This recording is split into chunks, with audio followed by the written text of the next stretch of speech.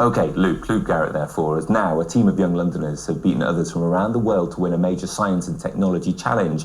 The mission was to come up with a solution to a real-life problem. The Rubbish Runners created a product to help reduce cigarette stubs outside train stations. Well, brothers, 11-year-old Eli and 14-year-old Aaron Cuthbertson, are part of the team, while Ilana King is their coach. Thank you very much for joining us this morning. I can see the workings of what you would create on the main scale. Aaron, just talk us through what it is you've created and how it works. So our idea was to create a solution to a massive problem in London. I'm sure if any Londoner will notice there are loads of cigarettes outside train stations, and there are bins, but no one actually bothers to use them. There's no incentive. It's just quicker to throw them on the ground.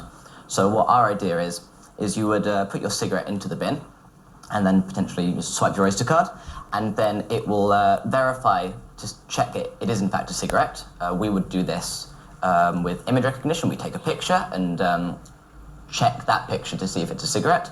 Then if it is, you would be entered into a monthly lottery to win a golden pass, which is essentially an annual travel card.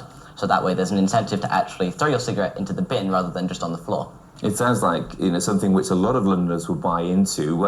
Eli, to win at this stage, across the world, people entering, to win at that level, how did it make you feel? Incredibly happy and proud of what we had done. And the idea, did you brainstorm it as a team as to the issue you wanted to tackle? Because you had to come up with a real life problem. Yeah, we brainstormed at the beginning of the season as to what the problem was and what solution we would create. And we all agreed on cigarette litter and this kind of solution. And Aaron, with all kind of prototypes, you come up against challenges. What were the problems that you faced? Oh, just one. It was all very new to us, so obviously the actual bin, if it went ahead, would not be made of Lego. But we wanted to create a prototype to show that the technology was out there. But all that technology was very new to us, so we had to learn how to use image recognition, how to work with. We've got a Raspberry Pi, which it's all running off of.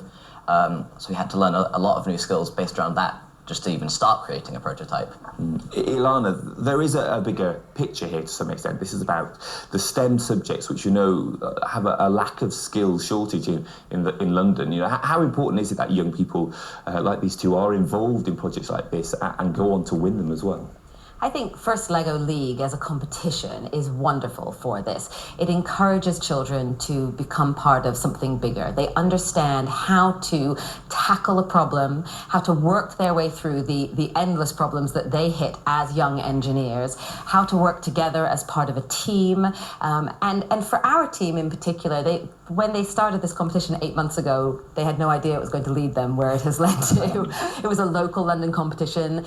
They weren't expecting to win. They won at the local level. They went through to the UK nationals and then went on to the Europeans. And the skills that they have developed over those 8 months will stand them in such good stead in the future. I think they have better skills, better teamworking skills, better engineering skills than many people who are out in the workforce already. I guess the next question then is, what next? Having already won at this level, where do you go from here? Well, the competition has finished for the year, so they won't be involved in First Lego League beyond this. But their project idea has caught the attention of lots of people. It's an idea that really can go further. And we are talking with a large waste management company at the moment about the possibility of actually deploying this product for real. So watch this space. We certainly will. I know that there were some technical difficulties with our Wi-Fi. Are we able to do any kind of demonstration, or is it our fault that it won't work? Unfortunately, I don't think a demo will be possible at the moment, but it's, essentially you would put your cigarette in there and